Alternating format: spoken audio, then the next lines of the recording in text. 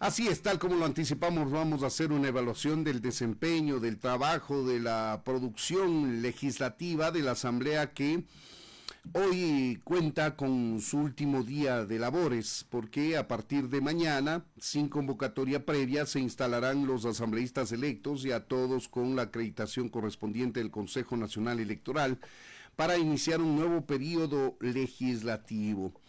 Está con nosotros en línea directa Marcelo Espinel, él es subdirector de la Fundación Ciudadanía y Desarrollo y también dirigió por varios años el Observatorio Legislativo. Con el conocimiento de este tema, le hemos invitado para hacer un balance de la actividad que ha cumplido la Asamblea en este algo más de año y medio posterior a la muerte cruzada. Hola Marcelo Espinel, bienvenido a Ecuador Radio, te saluda Freddy Paredes, buenos días. Freddy, muy buenos días, qué gusto poder verte y un cordial saludo a tu distinguida audiencia. Gracias por acompañarnos y compartir con nuestra audiencia, Marcelo. Ya lo decía Juan Carlos en el preámbulo de esta entrevista, no solamente es una cuestión cuantitativa, sino también cualitativa lo que deberíamos medir los ecuatorianos en base a la producción normativa de la Asamblea que está concluyendo. En muchas ocasiones se habla de aprobación de una ley cuando en realidad se trata de la reforma puntual de uno o de varios artículos y no necesariamente de la creación de un nuevo cuerpo legal que armonice lo que ya en la práctica la sociedad estará haciendo. Siempre dentro de las fuentes del derecho, la sociedad es una de las más productivas y los congresos, las asambleas lo que hacen es armonizar esas prácticas que ya se vienen dando en la sociedad y poniéndole una normativa, una ley. Bienvenido nuevamente Marcelo Espinel, ¿cuál es tu análisis al respecto? Bueno, creo que señalas un punto que debe discutirse y es que Ecuador cuenta con 13.000 leyes, todas dispersas, muy pocas en aplicación y no se ha hecho un ejercicio responsable para poder depurar esto. Por el contrario, cada periodo legislativo lo que hace es enorgullecerse de que han aprobado 60 leyes, 80 leyes nuevas. Estaba revisando el día de ayer la cuenta de X de la Asamblea Nacional y al parecer los asambleístas no querían irse sin haber presentado al menos un proyecto de ley. Y esto, en lugar de ser algo positivo, termina afectando el trabajo administrativo y probablemente la calidad legislativa. Yo no sé en qué momento pasó por la cabeza de los asambleístas que pueden ser mejores los asambleístas mientras más proyectos de ley presenten. Te pongo un caso. Durante este periodo de transición, este periodo corto de 18 meses, se presentaron 579 proyectos de ley, de los cuales únicamente 6 fueron aprobados. ¿Por qué? Porque lo que se hace es dar seguimiento a aquellos proyectos de ley que ya se presentaron en periodos pasados. Entonces yo creo que es importante que identifiquemos que es necesario exigir a la nueva Asamblea Nacional un tratamiento responsable de la dinámica legislativa del país y que en lugar de tener esta lógica de una maquinaria de producción masiva, avancemos hacia un proceso de depuración de los proyectos de ley pendientes, más de 1.500 proyectos de ley que se encuentran en trámites dentro de la Asamblea Nacional, y asimismo se avanza un proceso de codificación de las actuales leyes para tener pues una normativa mucho más ordenada en Ecuador. Claro, y alguien les le puso en su cabeza a los legisladores que para ser buenos, para ser tomados en cuenta, deben proponer proyectos de ley que en muchos de los casos, Marcelo, no son ni siquiera armonizados, consensuados, discutidos por lo menos con los sectores a los cuales entra la regulación, la norma que están proponiendo, y entonces está totalmente descoyuntado de la realidad, y eso pasa en muchos casos, Marcelo. Sí, yo creo que ni siquiera es consensuado con los mismos compañeros de bancada. El ejercicio responsable en la presentación de un proyecto de ley debería ser que los partidos políticos acuerden la presentación de proyectos de ley. Y qué mejor si puede ser consensuado con otras organizaciones políticas. Pero lo que vemos acá es que un asambleísta desarrolla una reforma y, como bien tú dijiste en un inicio, reformas de tal vez 1, 2, exagerando 10 artículos, que es lo que representa la mayor cantidad de proyectos de ley que se presentan, y de esa manera pues lo que se hace es aumentar el trabajo dentro de las entidades administrativas de la Asamblea Nacional, porque un proyecto de ley presentado no necesariamente va a ser aprobado. En la misma línea no se ha avanzado en algo que se conoce como legislación colaborativa, que es lo que tú mencionas. Es decir, que los proyectos de ley puedan ser construidos en conjunto con la academia, con la sociedad civil, que puedan tener esta legitimidad, que realmente respondan a las nuevas dinámicas y realidades sociales. Y eso hace que tengamos asambleas que lamentablemente queden en deuda con la ciudadanía, dejando de lado trámites de temáticas que pueden ser importantes. Mira el día de ayer lo que sucedió, el Código de la Niñez y Adolescencia que iba a más de 6 años en discusión y que fue archivado. Hasta ahora el Ecuador no tiene un Código de la Salud porque a pesar de que fue aprobado por la Asamblea Nacional, en su momento lo vetó Lenín Moreno. Seguimos con los pendientes de la ley de minería y veamos cómo ahora la minería ilegal está afectando tanto al país. Y así una serie de temas relacionados a la contratación pública, a la regulación del lobby, que lamentablemente la Asamblea Nacional no lo ve como prioridad y termina profundizándose los problemas a consecuencia de esto. Y ese es el problema, se hace mucho ruido numéricamente hablando con la presentación de una serie de proyectos de ley que no necesariamente son los trascendentes, los que necesita el país, los que debe modernizar, remozar, poner en armonía con la actualidad o de una buena vez por todas marcar el rumbo que ya tiene diferente el país desde hace muchos años atrás y que no ha logrado ponerse a tono con esa dirección que tiene el país, temas fundamentalmente económicos, de apertura a la inversión y demás. Y esa es la deuda que va acumulando la Asamblea Nacional, amén de todos esos esfuerzos legislativos que se han hecho y que han quedado dispersos y que de alguna manera ya lo topaste tú, Marcelo, y es el tema de una necesaria codificación que es, vamos a decirlo de una manera pedagógica, la compilación de todas las reformas alrededor de un cuerpo legal y la actualización, es decir, qué artículo sale, por cuál que entra y armar un nuevo cuerpo. Eso es como se conoce técnicamente como codificación y ahí también tiene un amor importante la Asamblea Nacional. Sin duda que sí, lamentablemente eso hace que tengamos cuerpos normativos dispersos, que incluso se ponga en riesgo la correcta aplicación de la norma porque no se sabe cuál es el texto definitivo. Y eso pues es también labor de la Asamblea Nacional y no se lo ha hecho desde que empezó la vigencia de nuestra Constitución y la integración actual de la Asamblea Nacional. En la misma línea, Freddy, yo creo que una de las deudas en el ámbito cualitativo relacionado a la legislación es que existen aún algunos derechos y dinámicas que están establecidas en la Constitución y que no han sido reguladas por la Asamblea Nacional. Por ejemplo, la ley de consulta previa. Recordemos que existe el derecho a la consulta previa y que la Asamblea Nacional no lo ha regulado. Lo mismo sucede, por ejemplo, con la regulación del derecho a la libertad de asociación, que es una ley que regula las organizaciones de la sociedad civil. Recordarás tú que en la época del expresidente Rafael Correa existía este decreto 16 con el que se cerró a organizaciones de la sociedad civil y que precisamente esto pues ratificó la importancia de que la Asamblea Nacional cree una ley que garantice el derecho a la libertad de asociación y a la libertad de reunión. No se lo ha hecho.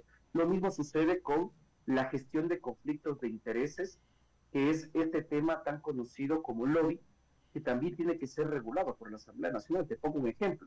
Existe una disposición en la Constitución que prohíbe a, por ejemplo, exfuncionarios de Estado dentro de 2 años después de haber salido del cargo que ocuparon, pasar a empresas que sean contratistas del Estado o concesionarias del Estado. Pero no existe una ley que regule esto. Lo mismo sucede con algo denominado puertas giratorias. Es decir, que pases del sector privado al sector público a tomar decisiones que probablemente favorezcan específicamente a la empresa que venía del sector privado. Entonces veamos cómo estas dinámicas que afectan derechos, que pueden abrir las puertas a la corrupción, no han sido reguladas por la Asamblea Nacional, poniendo nuevamente en duda el rol que ellos están desempeñando dentro de la sociedad.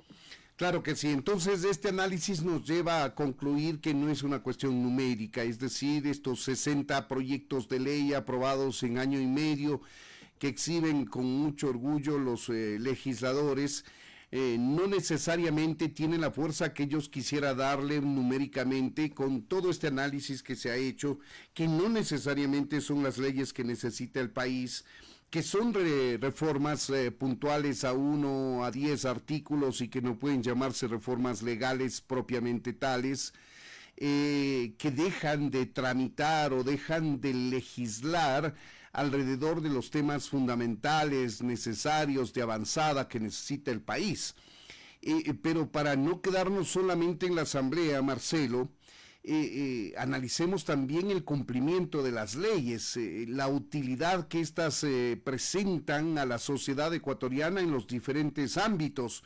Por ejemplo, leyes que de alguna manera pueden contribuir a la emisión de políticas públicas del Ejecutivo, por ejemplo, que tampoco vemos por ahí el efecto necesario. Creemos en muchas ocasiones los ecuatorianos que las leyes arreglan problemas, y nos ponemos a legislar, pero si esas leyes no se aplican y las existentes no se aplican adecuadamente, pues no hay ninguna solución a los problemas. Sin duda que sí. Lo que sucede es que en Ecuador no tenemos esto que en países anglosajones se denomina enforcement, que el doctor Pablo Larcón lo llama la cultura de la legalidad. Es decir, que los distintos integrantes del Estado pues cumplan con lo que determina la ley. No nos sirve de nada tener un nuevo código orgánico integral penal que determine la sanción a determinados delitos si es que la fiscalía, la función judicial no actúa de forma correcta en la aplicación de esas normas, si es que no existen profesionales del derecho que hagan un uso adecuado de la normativa. Entonces, si preferimos la letra roja como sociedad, lamentablemente, pues las leyes no van a funcionar. Y en la misma línea sucede desde la administración del Estado. Las leyes pueden determinar que se deben garantizar los derechos de los ciudadanos y el buen uso de los recursos públicos, pero si el Ejecutivo, como tú bien señalaste, no implementa políticas públicas de cara a poder cumplir con esas leyes, el resultado es que las necesidades de los ciudadanos están insatisfechas. Hay un punto que es interesante acá. Los ciudadanos podemos percibir con mayor facilidad la construcción de una carretera, la construcción de un hospital, pero cuando se aprueba una ley, el impacto es en el mediano o en el largo plazo, y eso sí estima algún tipo de impacto, porque las leyes lo que hacen no es entregar tangibles a la sociedad. Generalmente es abstracto el resultado de una ley, generalmente digo. Completamente, y eso hace que los ciudadanos también, además de ver lejana a la Asamblea Nacional, pues lamentablemente no exijamos también un mejor trabajo de la Asamblea Nacional y de los otros entes del Estado. Por eso es que yo siempre pongo este ejemplo. De repente vemos que Nueva Prosperina es el territorio, el distrito dentro de la ciudad, del país, perdón, que tiene los más altos índices de homicidios, pero al mismo tiempo Nueva Prosperina es el sector en el cual existe la pobreza multidimensional más alta del país, es decir, insatisfacción en salud, en educación, en acceso a empleo, en acceso a agua potable. Y eso no depende únicamente de las leyes, depende también de las políticas públicas y la voluntad política que pueda tener determinado gobierno. Entonces veamos cómo el rol de la Asamblea Nacional es importante, pero también se articula con lo que tienen que hacer otros actores del Estado. Son las 6 de la mañana con 50 minutos. Para quienes se incorporan a nuestra audiencia, estamos conversando con Marcelo Espinel. Él es el subdirector de la Fundación Ciudadanía y Desarrollo y también el principal del observador legislativo durante varios años. Estamos haciendo un balance de la gestión de la Asamblea en la producción legislativa fundamentalmente, amén de los temas de control político que también forman parte del objetivo fundamental de la Asamblea. Hay a veces asambleas que son muy pobres en legislación y muy prolíficas en control político desde la comprensión de ellos, es decir, desde la posibilidad de afectar lo más posible al Ejecutivo, porque lamentablemente en el Ecuador esa ha sido la forma de entender la política, es decir, yo desde el otro poder del Estado hago todo lo posible para boicotear, sabotear, afectar en suma la gestión del otro poder del Estado, me refiero al Ejecutivo. Así ha sido entendida la política, el ejercicio de la función legislativa, lamentablemente Marcelo. ¿Cómo miras tú esto? Sí, lastimosamente se ha mantenido algo que lo llamamos fiscalización a la carta. Es decir, se presentan juicios políticos únicamente con la finalidad de, pues, tratar de presionar a determinadas autoridades públicas a que tengan cierto tipo de actuación. Muchas veces los juicios políticos se presentan únicamente para entorpecer el tratamiento de otros, y en la misma línea, pues también se presentan juicios políticos, pues probablemente para simplemente... ¿Tenemos algún problema con tu audio, Marcelo? No sé, de pronto dejamos de escucharte, te podemos ver la imagen, pero no se te escucha. A ver si revisas. Ahí creo que volvió la conexión. Ahí volvió, te escuchamos, por favor. Sí, lamento mucho la desconexión. Lo que comentaba es que estos juicios políticos también están respondiendo probablemente a coyunturas políticas, a cálculo político, y que también están sufriendo la misma dinámica de los proyectos de ley. Por ejemplo, en este periodo corto de 18 meses se presentaron 28 pedidos de juicios políticos, pero solo 15 fueron tramitados. Entonces veamos cómo algunos están quedando en el tintero, ya sea porque simplemente pues aún no están calificados, fueron retirados, o simplemente serán tratados por la siguiente Asamblea Nacional. Lamentablemente es así. Ahora, Marcelo, ya para cerrar, ¿cómo corregimos esto? ¿Desde cuándo se desvió de esta manera tan radical el trabajo legislativo del interés ciudadano? ¿Y cómo corregimos esto? No sé si hace parte de la corrección la formación mínima necesaria que deberían tener los legisladores, algo que va en contra, en cambio, de la libertad total y absoluta que tiene el ciudadano para elegir y ser elegido, por ejemplo. Mil disculpas, Freddy, parece que se cortó la comunicación. ¿Se puede repetir brevemente? ¿Cómo no? Claro que sí, tenemos problemas de comunicación, pero bueno, no hay problema. Lo que planteo es dos cosas. ¿Desde cuándo empezó a malentenderse el trabajo legislativo y a desconectarse con el interés ciudadano por un lado, y por otro, cómo corregimos este tema para que el trabajo de la Asamblea sea más eficaz, digamos, que se legisle sobre lo que se necesita y lo que se legisle se aplique y sirva efectivamente para la administración del Estado, para impartir justicia, para todos los ámbitos sobre los cuales legisle la Asamblea Nacional? Bueno, yo creo que hay que recordar que la Asamblea Nacional es la representación de la sociedad. Y esta representación de la sociedad se da a través de dos maneras: el tipo de organizaciones políticas que tenemos en el país, y también cómo los ciudadanos estamos votando en las urnas.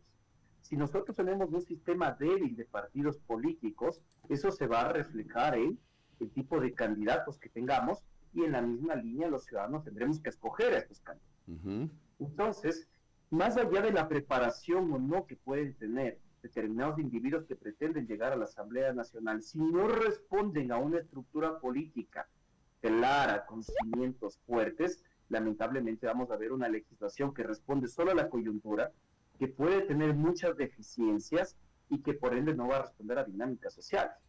Esto incluso se evidencia, Freddy, como por ejemplo el cumplimiento de la agenda legislativa. Ninguno de los dos presidentes de la Asamblea Nacional que tuvimos, ni Henry Crowley ni Viviana Veloz, superaron el 40% del cumplimiento de sus agendas legislativas. Legislaron para la coyuntura. En su mayoría se aprobaron los proyectos de ley presentados por el presidente de la República, y eso hace que las dinámicas del legislativo no tengan una lógica institucional, sino que tengan una lógica coyuntural. Y eso sin duda hay que tenerlo muy en cuenta. ¿Cuál es el punto acá? Y en esto creo que hay que ser muy claros. La posible reforma integral a las dinámicas legislativas responde no solo a cambios en la ley orgánica de la función legislativa, no solo a posibles cambios dentro de la estructura de la Asamblea y funcionamiento que se puede dar a nivel constitucional, sino una reforma profunda del sistema de partidos políticos.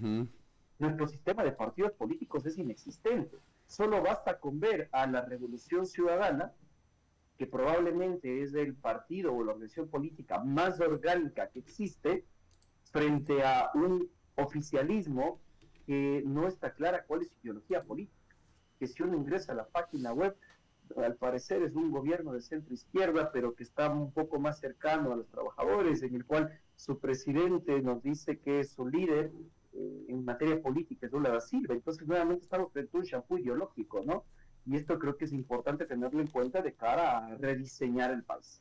Claro que sí. Entonces estamos aludiendo a una reforma que venga a remozar y a fortalecer las estructuras de los partidos políticos, por ahí empezar, para que estos se dediquen efectivamente a generar cuadros, a capacitar cuadros, obviamente bajo una línea ideológica, bajo una estructura orgánica, y con ese fortalecimiento pues la esperanza es que quienes formen parte de esos partidos políticos sean ciudadanos con mayor formación política, quizá mayor conocimiento, y a través de eso pues los procesos electorales propongan ciudadanos digamos más experimentados, y que esto de a poco y con el tiempo vaya cambiando la realidad que tenemos ahora. Quizá ese es el planteamiento, Marcelo. Sí, y de manera muy breve, incluso, Freddy, recordar que los ecuatorianos ya pagamos grandes cantidades de dinero a los partidos políticos para que capaciten a sus miembros. Hay que recordar que existe el Fondo Partidario Permanente, pero lamentablemente los partidos políticos no están rindiendo cuentas de aquello. Me gustaría ver que precisamente demuestren a la ciudadanía si es que este dinero, que son varios cientos de miles de dólares, están siendo invertidos en esto. Creo que adicionalmente es necesario pues buscar que el CNE realmente pues ejerce el rol que la ley le da, que no solo es organizar elecciones, sino fortalecer el sistema de partidos políticos. Esto implica que controles más estrictos a los procesos de democracia interna, verificar adecuadamente cómo se está financiando la política en el país, y para esto el Consejo Nacional Electoral creo que está en deuda con el país. No ha cumplido al respecto de este otro rol, y eso termina afectando la calidad del sistema democrático que existe en Ecuador. Los partidos políticos tienen que ser ampliamente regulados, ampliamente fomentados, pero eso durante los años de vigencia de la Constitución no ha funcionado. Los partidos políticos se han convertido únicamente en empresas de propaganda electoral que reciben recursos públicos cada 4 años, y ojo, también se han convertido en uno de los mecanismos más amigables con las economías ilícitas en Ecuador. Lamentablemente es así, y lamentablemente también el tiempo se nos acabó, pero hemos hecho una revisión bastante rápida, por cierto, pero de la mayoría de aspectos alrededor del trabajo legislativo, la creación y reforma de leyes, y también el trabajo de fiscalización. No es el más fértil, no es el más eficaz, lamentablemente. No contribuye como los ecuatorianos quisiéramos este trabajo, esta producción legislativa, al mejoramiento de las relaciones en la sociedad, al mejoramiento de las políticas públicas y demás, a todos los temas que atañe la producción legislativa. Queremos agradecer a Marcelo Espinel, él es subdirector de la Fundación Ciudadanía y Desarrollo, y también fue principal largos años del Observatorio Legislativo. Aquí se han explorado algunas cifras que arroja el trabajo legislativo, y que, como lo decimos, no necesariamente es el más halagüeño para los ecuatorianos. Marcelo Espinel, muchas gracias por habernos atendido. Ha sido un gusto, Freddy. Un buen día. Buen día también.